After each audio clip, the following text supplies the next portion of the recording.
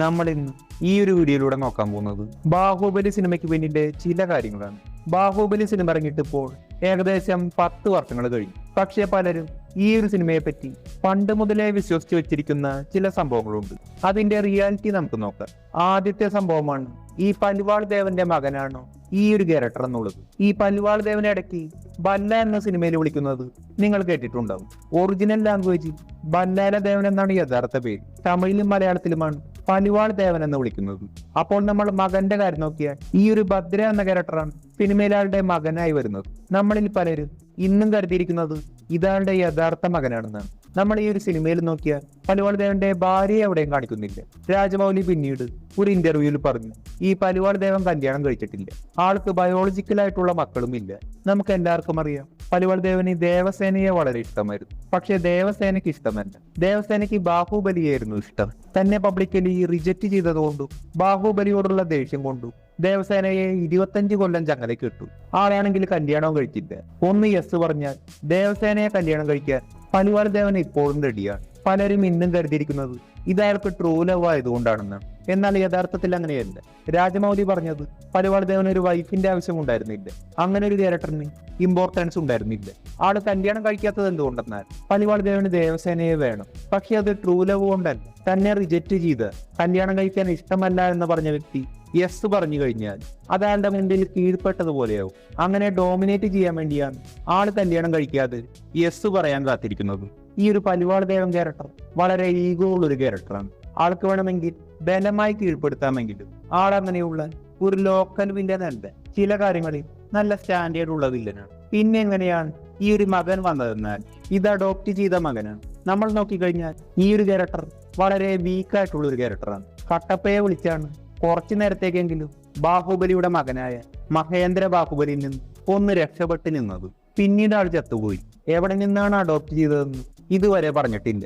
നല്ല ശക്തമായൊരു തിയറി ഉണ്ടായിരുന്നു ആളുടെ വിശ്വസ്തനായ സേതുപതിയുടെ മകനാണെന്നുള്ളത്. എന്നാൽ ഇത് രാജമൗലി കൺഫേം ചെയ്തിട്ടില്ല. എന്തായാലും രണ്ടും വീക്ക് ക്യാരക്ടേഴ്സ് ആണ്. ഇനി അഥവാ പലുവാൾ ദേവന് ഒരു മകൻ ഉണ്ടായിരുന്നെങ്കിൽ അത് വളരെ പവർഫുൾ ആയിരിക്കുമായിരുന്നു. കട്ടപ്പയെക്കാളെല്ലാം ഡബിൾ പവർഫുൾ ആയിരിക്കും. കട്ടപ്പ നല്ലൊരു പവർഫുൾ ക്യാരക്ടറാണ്. പക്ഷേ പലുവാൾ ദേവന്റെ ഒരു ചവിട്ടിന് തെറിച്ചു പോയി. ഇതെന്തുകൊണ്ടെന്നാൽ പലുവാൾ ദേവൻ ആ ഒരു സിനിമയിൽ വളരെ പവർഫുൾ ആയ ഒരു ക്യാരക്ടറാണ്. പലരും കരുതിയിരിക്കുന്നതും ബാഹുബലിയാണ് പലുവാൾ ദേവനേക്കാൾ പവർഫുൾ എന്നാണ്. നമ്മൾ പേര് തന്നെ നോക്കിയാൽ ബാഹുബലി, ആ ഒരു പേര് തന്നെ പവർഫുൾ ആണ്. ബലമുള്ള കൈകളുള്ളവൻ എന്നാണ് ഈ ഒരു പേരിന്റെ അർത്ഥം. പക്ഷെ റിയാലിറ്റി ഫിസിക്കൽ സ്ട്രെങ്ത് പലുവാൾ ദേവനാണ് കൂടുതലെന്ന് രാജമൗലി തന്നെ പറഞ്ഞിട്ടുണ്ട്. ഈച്ച എന്ന സിനിമ 2012 പുറത്തിറങ്ങി. ആ ഒരു സിനിമ വലിയൊരു വിജയം നേടി. ആ ഒരു ടൈമിൽ തന്നെ രാജമൗലിയുടെ ഡാഡിയായ വിജയേന്ദ്ര പ്രസാദ് ബാഹുബലിയുടെ സ്ക്രിപ്റ്റ് എഴുതിയിരുന്നു. ഈ ഒരു ബാഹുബലി ക്യാരക്ടർ തന്നെ വളരെ പവർഫുൾ ആയ ഒരു ക്യാരക്ടറാണ്. 6 അടി ഹൈറ്റും നല്ലൊരു ഫിസിക്കുമുള്ള അങ്ങനെയുള്ള ഒരു നടനെ വേണമായിരുന്നു. 2005 രാജമൗലി ചക്രപതി എന്ന സിനിമ എടുത്തുകൊണ്ട് തന്നെ പ്രഭാസ് പെട്ടെന്ന് മൈൻഡിലേക്ക് വന്നു. പ്രഭാസ് 6 അടി 2 ഇഞ്ച് ഉണ്ടായിരുന്നു. ബോഡിയും സെറ്റാക്കി എടുക്കാം. പിന്നെയുള്ളതാണ് വില്ലൻ പലുവാൾ ദേവൻ ക്യാരക്ടർ. പലുവാൾ ദേവൻ ബാഹുബലിയേക്കാൾ പവർഫുൾ ആണ്. ഒരു തരത്തിൽ ബാഹുബലിയുടെ ചേട്ടനുമാണ്, പവർഫുൾ വില്ലനുമാണ്. രാജമൗലി പറഞ്ഞത് നമ്മൾ പല സിനിമയിലും കാണുന്നത് വില്ലന്മാരെ നല്ല ബിൽഡപ്പ് കൊടുത്തു കൊണ്ടുവന്ന് നായകന്മാരുടെ ഇടി കൊള്ളുന്നതാണ്.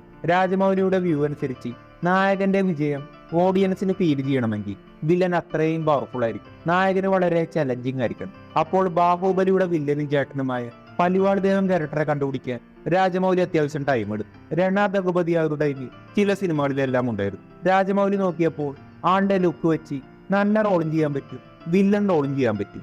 രണയുടെ ഐസ് നല്ല പവർഫുൾ ആയ കമാൻഡിങ് ഐസ് ആയിരുന്നു. രണയുടെ ബോഡി ലാംഗ്വേജും രാജമൗലിക്ക് ഇഷ്ടപ്പെട്ടു. അങ്ങനെ നേരിട്ട് വിളിച്ചു. ഈച്ച സിനിമയ്ക്ക് ശേഷമുള്ള രാജമൗലിയുടെ സിനിമയായതുകൊണ്ട് ഏത് റോളാണെങ്കിലും രണയ്ക്ക് ഓക്കെയാണെന്ന് പറഞ്ഞു. രാജമൗലി പറഞ്ഞു രണ ചെയ്യുന്നത് ഒരു വില്ലൻ റോളായിരിക്കും, പക്ഷെ ഒരു നിസാര വില്ലനല്ല, നല്ല മജസ്റ്റിക് ആയിട്ടുള്ള പവർഫുൾ ആയിട്ടുള്ള ഒരു ഇന്റലിജന്റ് വില്ലൻ. അങ്ങനെയാണ് പലുവാൾ ദേവൻ വരുന്നത്. പലരും പറയുന്നൊരു കാര്യമാണ്, ഈ കാലകയന്റെ ഫൈറ്റിൽ ബാഹുബലിയാണ് കാലകയനെ തോൽപ്പിച്ചത്, പലുവാൾ ദേവന് പറ്റിയില്ല. നമ്മൾ നോക്കിക്കഴിഞ്ഞാൽ ഈ ഒരു സിനിമയിൽ എവിടെയും ബാഹുബലിയേക്കാൾ പവർ കുറവാണ് പലുവാൾ ദേവൻ എന്ന് കാണിച്ചിട്ടില്ല.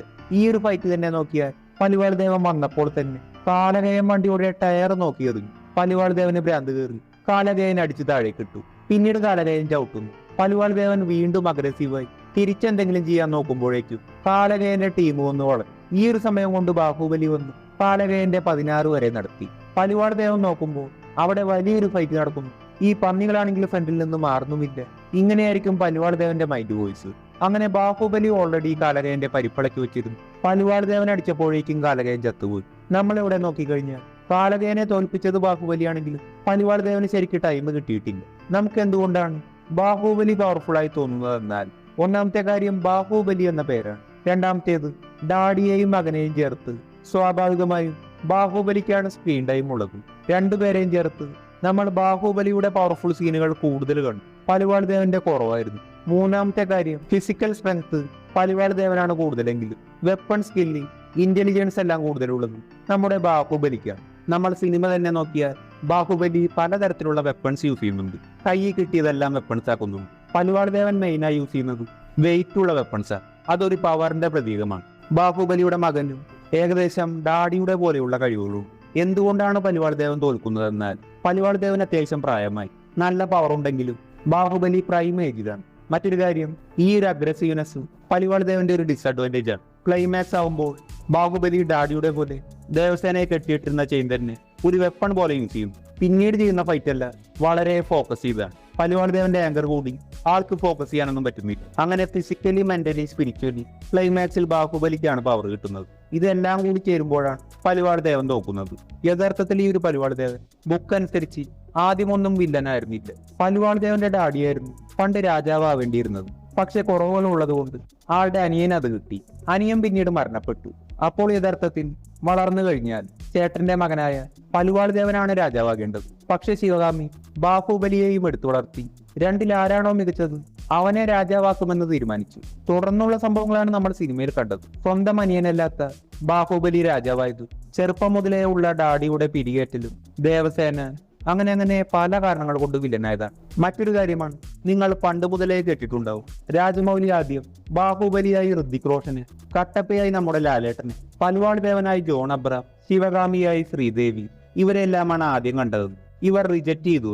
പക്ഷെ ഇതൊരു ഫേക്ക് ന്യൂസ് ആണ്. പ്രഭാസും രണയുമെല്ലാം ബാഹുബലി സിനിമയുടെ ഫസ്റ്റ് ചോയ്സ് ആയിരുന്നു. രമ്യ കൃഷ്ണന് മുമ്പ് ശിവഗാമി ക്യാരക്ടറിന് ശ്രീദേവിക്ക് ഓഫർ കിട്ടിയിരുന്നു. കട്ടപ്പയുടെ റോളിന് വേണ്ടി ലാലേട്ടന്റെ അടുത്ത് പോയി എന്നുള്ളത് പല റിപ്പോർട്ടുകളും വന്നിരുന്നു. എന്നാൽ ഇതും ഫേക്കാണ്. രാജമൗലി ഇന്റർവ്യൂവിൽ പറഞ്ഞിരുന്നു, കട്ടപ്പ ക്യാരക്ടറിന് തന്റെ മൈൻഡ് സത്യരാജ് മാത്രമായിരുന്നു.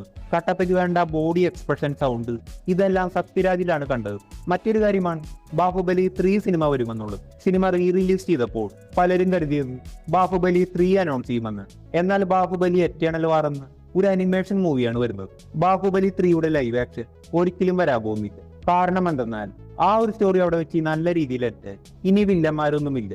ഇനി ആ ഒരു സിനിമ വീണ്ടും എടുത്ത് പുറത്തു നിന്ന് മറ്റ് രാജാക്കന്മാർ യുദ്ധം ചെയ്യാൻ വരുന്നത് പോലെ അങ്ങനെയൊക്കെ വില്ലനെ കൊണ്ടുവരാമെങ്കിൽ അത് വളരെ വേസ്റ്റ് ആയിരിക്കും. ആ ഒരു സിനിമ നന്നായില്ലെങ്കിൽ ഈ 2 സിനിമകളുടെ വിലയും പോകും. നിലവിൽ ഈ ഒരു സിനിമ നല്ല ലിജൻഡറി ആയി നിൽക്കുകയാണ്. ഇതിൽ തൊടുന്നത് വളരെ ഡേഞ്ചറാണ്. ബാഹുബലി അനിമേഷൻ മൂവി ബാഹുബലി 1 സിനിമയുടെ ബഡ്ജറ്റിലാണ് വരുന്നത്. ഓൾമോസ്റ്റ് 150 കോടി. അനിമേഷൻ സിനിമയായതുകൊണ്ട് മറ്റൊരു ഡയറക്ടർ ആയതുകൊണ്ട് ഇവിടെ യാതൊരു കുഴപ്പവുമില്ല. ഇന്ന് പ്രഭാസിന്റെ സാലറി തന്നെ 100 കോടിക്ക് മേലെയാണ്. ഫ്യൂച്ചറിൽ ബാഹുബലി യൂണിവേഴ്സിൽ ലൈവ് ആക്ഷൻ സിനിമ ചിലപ്പോൾ വരാമെങ്കിലും ഇതിന്റെ കണ്ടിന്യൂവേഷൻ ഒരിക്കലും വരില്ല.